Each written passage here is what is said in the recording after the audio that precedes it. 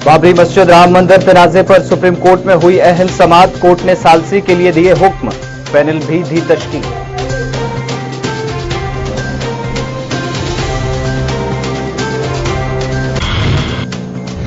Jammu bus stand पर हुए grenade हमले में मरने वालों की तादाद पहुंची 2। अस्पताल में इलाज के दौरान मटन अनंतनाग के रहने वाले रियाज ने तोड़ा दम।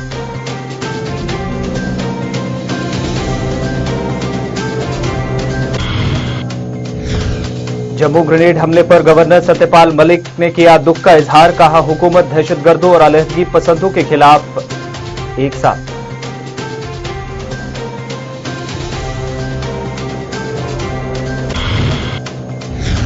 भारत समेत दुनिया भर में मनाया जा रहा है खवातीन का आलमी दिन। वजीर आजम नरेंद्र मोदी ने ट्वीट कर खवातीन को किया सलाम पेश।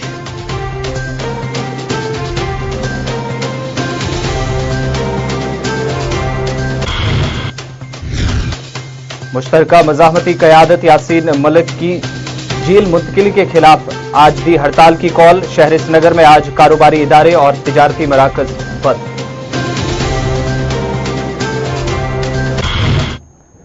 आदाब नाजरीन, आप देख रहे गुलिस्तान न्यूज। अभी तक के उर्दू खबरनामे के साथ मैं हूं आपका मेजबान आसिफ रशीद। बाबरी मस्जिद और राम मंदिर तराजे पर सालसी के मामले पर आज सुप्रीम कोर्ट में अहम समाअत हुई और इस समाअत के दौरान आज एक बेंच को तश्कील दिया गया है और इस दौरान एक बार फिर सालसी को लेकर दोनों फरीकों से एक साथ बैठकर इस पर गौर करने की बात कही गई है।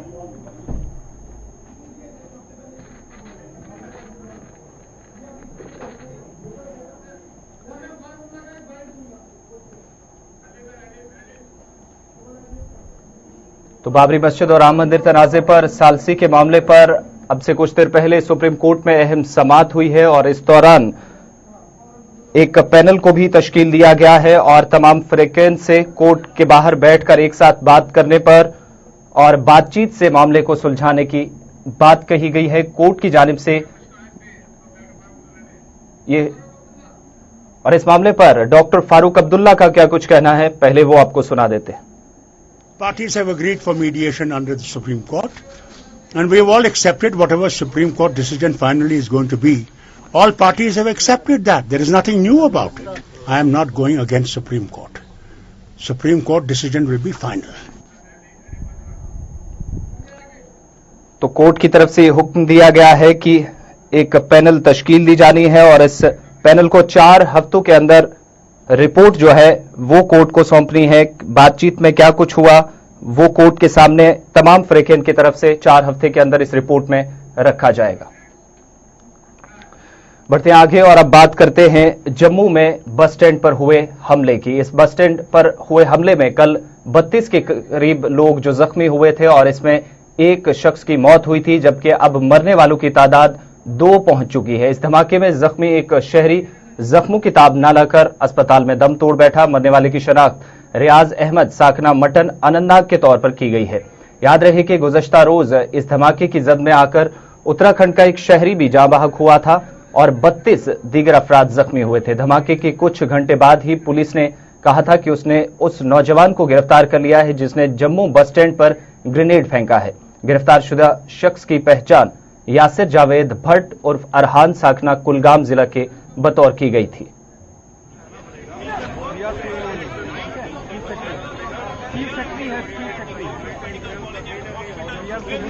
हमारे नुमाइंदे आशीष कोहली हमारे साथ जम्मू से इस वक्त फोन लाइन पे जुड़ चुके हैं। आशीष, कल ग्रेनेड हमला हुआ और उसके बाद अब तक की क्या ताजा सूरत हाल है? आज खबर यह भी आ रही है कि जो 32 लोग जो जख्मी थे उसमें एक और ने दम तोड़ दिया है।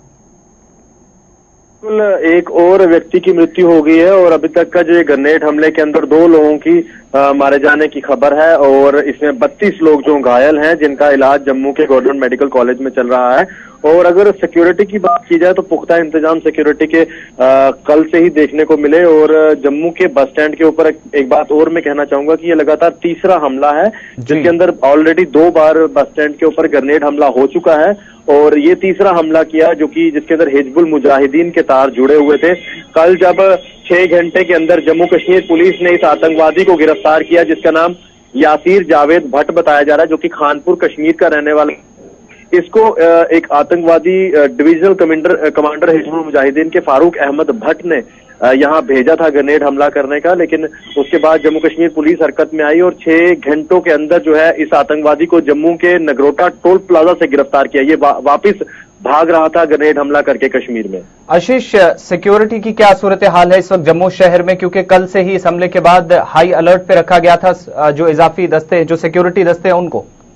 जी बिल्कुल, सिक्योरिटी के अगर इंतजाम की बात की जाए तो काफी ज्यादा सिक्योरिटी बढ़ा दी गई है, खास करके जम्मू के रेलवे स्टेशन, जम्मू के बस स्टैंड, इन इलाकों में सिक्योरिटी के पुख्ता इंतजाम किए गए हैं, क्योंकि जिस तरह से भीड़ भाड़ वाले इलाके में कल बस स्टैंड इलाके में ये ग्रेनेड हमला हुआ, तो उसके बाद से जो भीड़ भाड़ वाले इलाके हैं जिनमें रेलवे स्टेशन आता है, क्योंकि वैष्णो देवी के जितने भी श्रद्धालु हैं वहीं से आगे की तरफ जाते हैं और जम्मू के बस स्टैंड में जो कश्मीर के जाने वाले यात्री हैं वहां पर होते हैं, तो इन सब चीजों को देखते हुए वहां पर सिक्योरिटी के पुख्ता इंतजाम कर दिए गए हैं। और जम्मू के आसपास के इलाकों की क्या कुछ ताजा सूरत हाल है? क्या उन इलाकों में भी सिक्योरिटी बढ़ाई गई है? क्योंकि जो कटरा की आप बात कर रहे हैं वहां पे लगातार जो श्रद्धालु है उनका आना जाना लगा रहता है और दूसरी तरफ जम्मू श्रीनगर नेशनल हाईवे भी है, वहां से भी यात्रियों का कश्मीर की तरफ जाना है और उस तरफ से भी लोग आते हैं, तो ऐसे में इन तमाम इलाकों को सिक्योरिटी की नजर से किस तरीके से देखा जा रहा?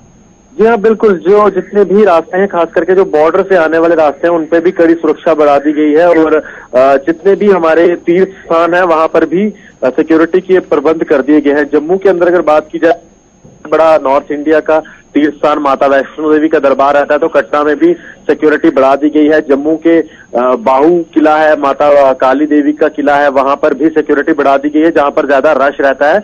लेकिन एक चीज का और पुलिस द्वारा कल भी कहा गया कि आम लोगों को अगर लगता है कोई संदिग्ध व्यक्ति वहां पर मूवमेंट जम्मू में दिख रही है जो कि कभी नहीं वहां पर देखा गया, तो उसके लिए ये कहा गया कि तकनीक जल्द ही जो भी पुलिस स्टेशन पड़ता है उनको इत्तला की जाए, ताकि किसी भी संदिग्ध आदमी पे अगर कोई शक होता है तो उसको जल्द से जल्द गिरफ्तार किया जाए। और आशीष, जख्मियों की क्या कुछ हालत है? कल बताया गया था कि 2 की हालत तशवीशनाक है, एक ने तो दम तोड़ दिया है, लेकिन जो दूसरे जख्मी हैं उनकी क्या कुछ हालात हैं? और इंतजामिया, जो खासतौर से अस्पताल इंतजामिया है, उसकी तरफ से क्या कुछ इकदाम उठाए गए? क्योंकि कल खबरें आई थी कि जितने भी जख्मी लोग हैं उन्हें दवाइयां या दूसरी जो सहूलियात हैं वो लेने में कहीं ना कहीं तकलीफ हो रही है।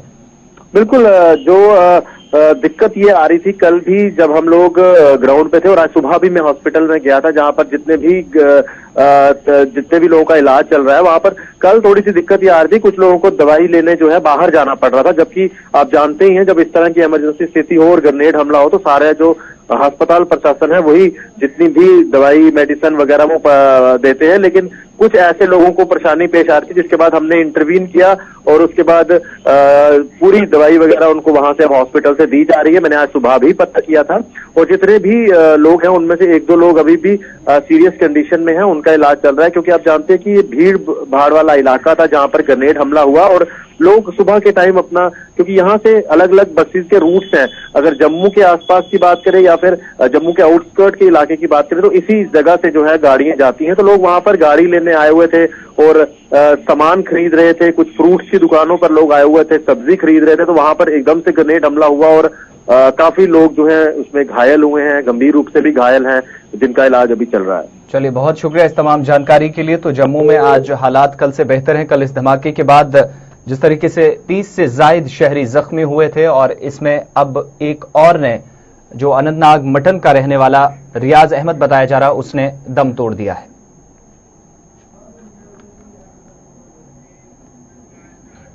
इधर जम्मू बस स्टैंड पर कल हुए ग्रेनेड हमले में 30 से जायद शहरी जख्मी हुए थे, जबकि 2 लोगों की अब तक मौत हो चुकी है। वहीं रियासती गवर्नर सत्यपाल मलिक ने भी इस हमले की मजम्मत की और जख्मी हुए शहरियों के साथ उन्हें हर किस्म की इमदाद फराहम करने की यकीन दहानी कराई है। गवर्नर मलिक ने एक बार फिर जमात इस्लामी पर आयद पाबंदी को लेकर भी कहा कि यह फैसला हुकूमत की तरफ से सही है, क्योंकि ये जमात अलहदगी पसंदों की तरफदारी कर रही है।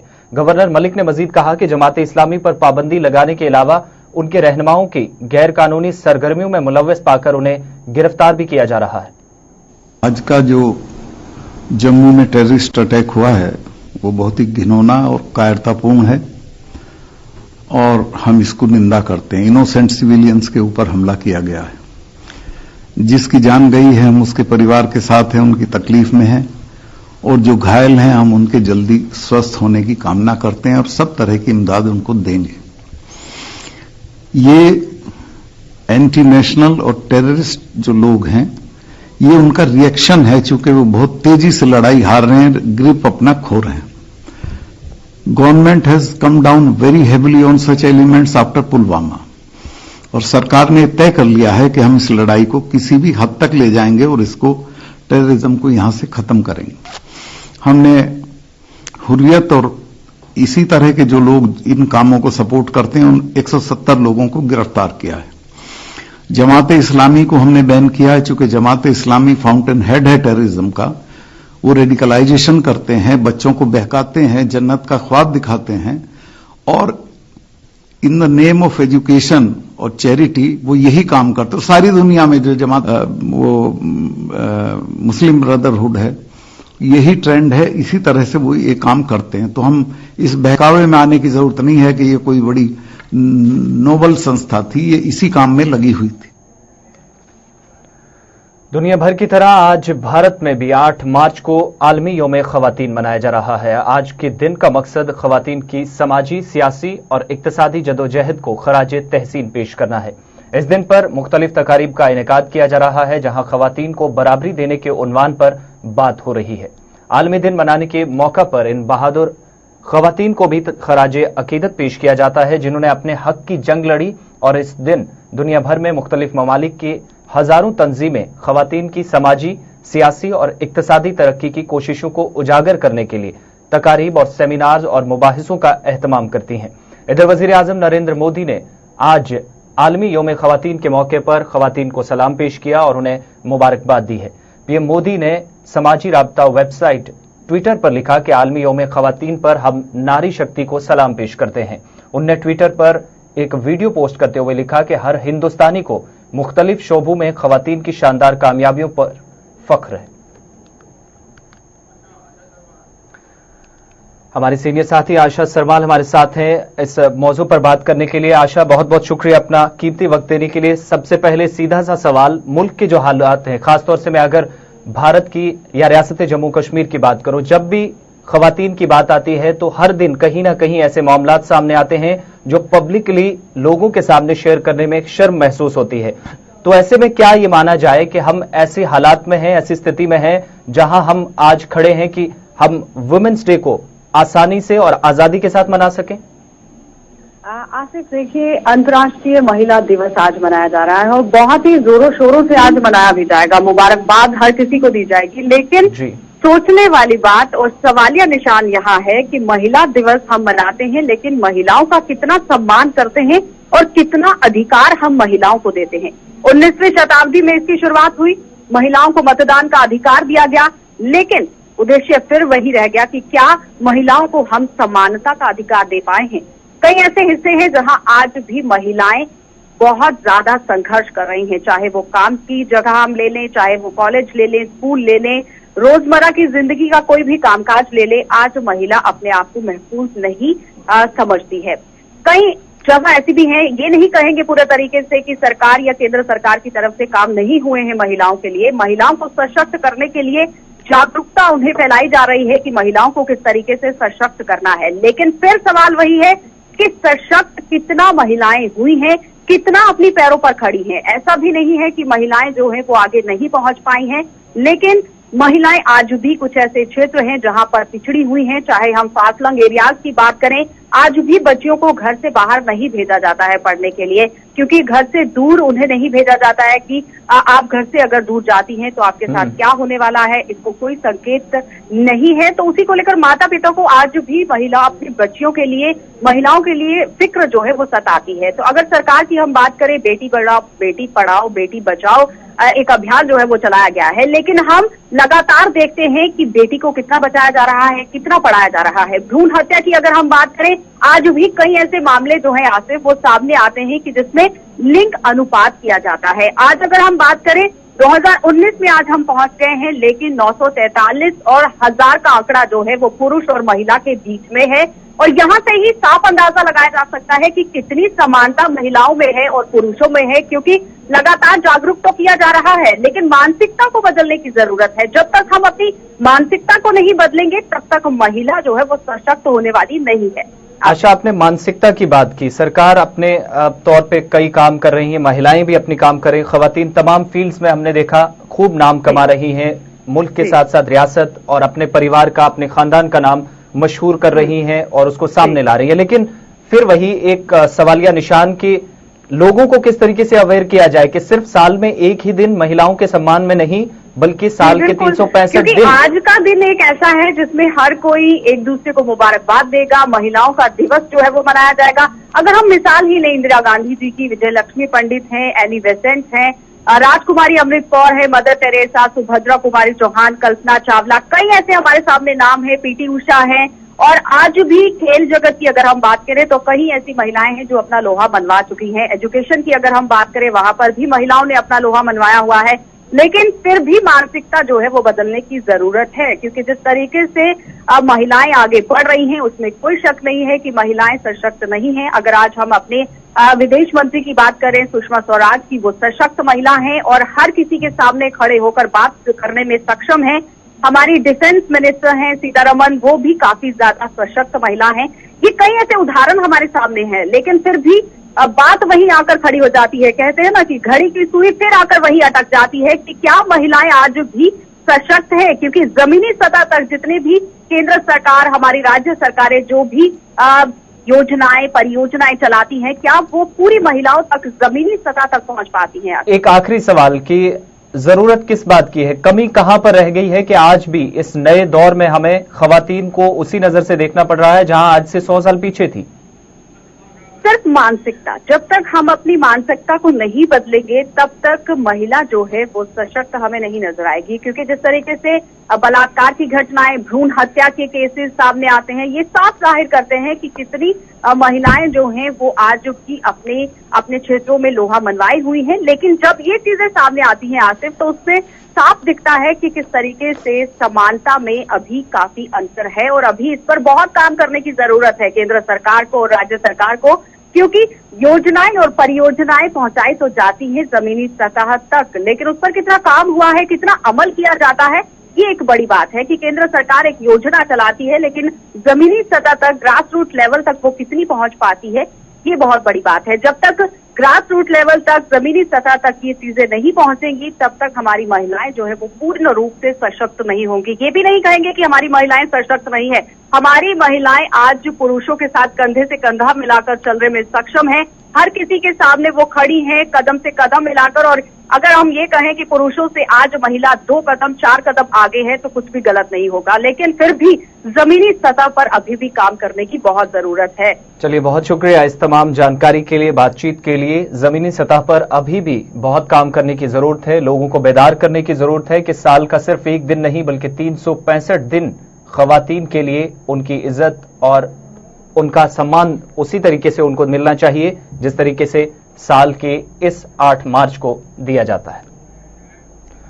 शहर श्रीनगर के कोठी बाग पुलिस थाने में गुज़श्ता 2 हफ्तों से मुक़ीद liberation front chairman Mohammad Yasin Malik पर PSA नाफिज किया जा चुका है और उन्हें अब जम्मू के कोट बलवाल जेल में मुंतकिल किया गया है। इधर आज यासीन मलिक की जेल मुंतकिली के खिलाफ मुश्तरका मज़ाहमती क़यादत ने मुकम्मल एहतजाजी हड़ताल और नमाज जुमा के बाद पुरअमन एहतजाजी मुजाहिरे करने की लोगों से अपील की है। और इस दौरान आज शहर श्रीनगर के बाजारों में तमाम तिजारती मराकज और कारोबारी इदारे अब तक बंद देखे जा रहे हैं।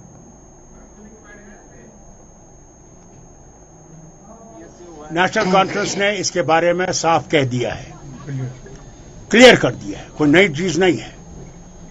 रिप्रेसिव मेजर्स से कोई मसला हल नहीं होगा, कैद करने से कोई मसला हल नहीं होगा, बातचीत से मसले हल होंगे और बातचीत से ही हमें आगे भी कोशिश करनी चाहिए।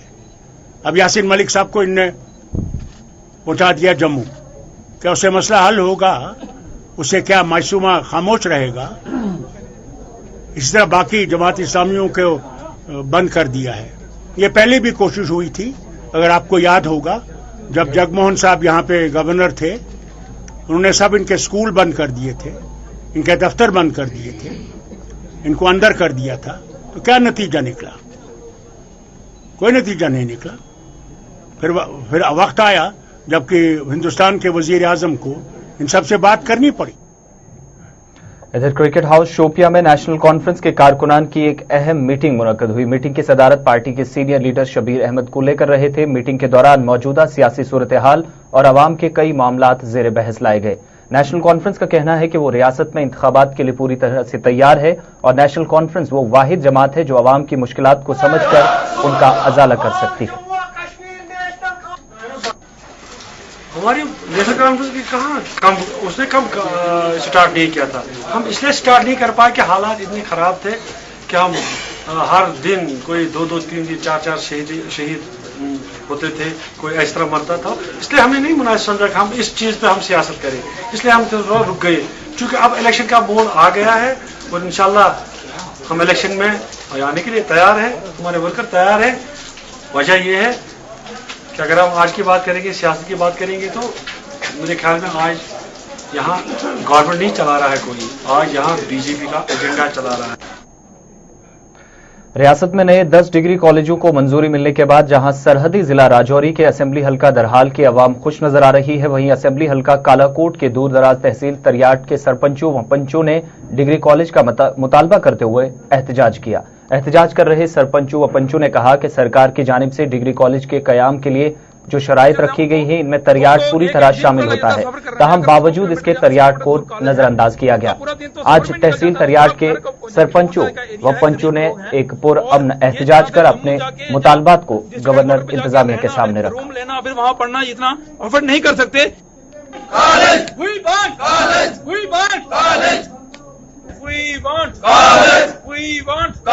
हमारी मांग पूरी करो, हमारी मांग पूरी करो।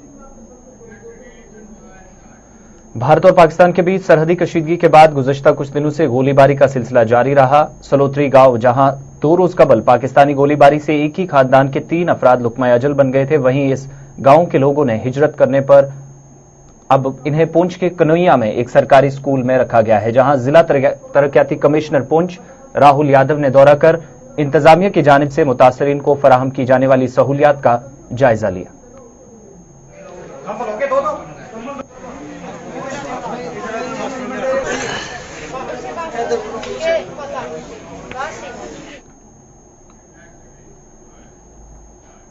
महकमा जंगलात की जानिब से कई इकदामात उठाए जाने के बावजूद भी भद्रवाह के जंगलों में लकड़ी की स्मगलिंग उरूज पर है। पुलिस ने इत्ला मिलने के बाद एक मकामी गुलाम मोहम्मद वानी के घर पर छापेमार कार्रवाई कर गैर कानूनी तौर पर इस्तेमाल में लाई जाने वाली लकड़ी जब्त की है। मुतलका महकमे के अफसरान के मुताबिक टिम्बर की लकड़ी का कारोबार करने वालों के खिलाफ कार्रवाई अमल में लाई जा सकती है।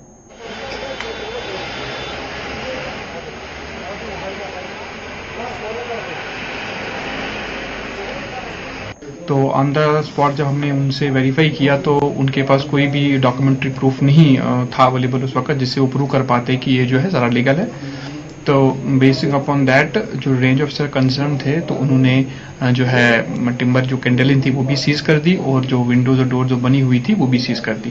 तो जो कंडेल्स वगैरह थे वो हमने ट्रांसपोर्ट करके उसी टाइम लिया है। तो एज फार एज जो डोर्स और विंडोज कंसर्न है तो उनको हमने वो कह रहे थे कि लीगल है, तो हमें उनको 2 दिन का टाइम दिया है कि ठीक है, अगर आप कह रहे हैं कि ये लीगल सोर्स से आपने टिम्बर जो है परचेज करके ये बनाए हुए हैं तो आप जो है ऑफिस में आकर विद इन 1 or 2 days आप में प्रूव करिए। अगर तो वो प्रूव कर पाए, अगर उनके पास कोई लीगल डॉक्यूमेंट्स है जिसे वो प्रूव कर पाते हैं कि वो लीगल सोर्स ऑफ टिम्बर है तो उसी बेसिस पे हम आगे कार्रवाई करते हैं। अनंतनाग के कस्बा बिजबिहाड़ा के हसनपुरा में मकामी लोगों ने महकमा पीएचई के खिलाफ एहतजाज किया। इलाके में पानी की किल्लत से लोगों को मुसलसल परेशानी हो रही है। मकामी लोगों का कहना है कि कड़ाके की ठंड में इन्हें कई किलोमीटर दूर पैदल चलकर जाना पड़ता है, ताहम सियासतदानों ने अभी तक हसनपुरा के इस दूर दराज इलाके को नजरअंदाज किया है। ये जो पानी है कभी आता नहीं, हमें कम से कम 10 साल से पहले भी यहाँ पानी नहीं आता था। खाली जो ये नल है ये कभी कभार एक गांव में 1, 2, 4, 5 बस इतना है। और जब हम इस पे जाते हैं पानी जब लेते हैं उधर से तो जो हमारी माएँ बहनें जो होती है उनको बहुत प्रॉब्लम होती है। ये जो MLA साहिब होते हैं ये आते हैं कब, जब वोट मांगने आते हैं तो उसी टाइम आते हैं। उर्दू खबरनामे में फिलहाल इतना ही, दीजिए इजाजत। आप देखते रहे गुलिस्तान न्यूज। अल्लाह हाफिज।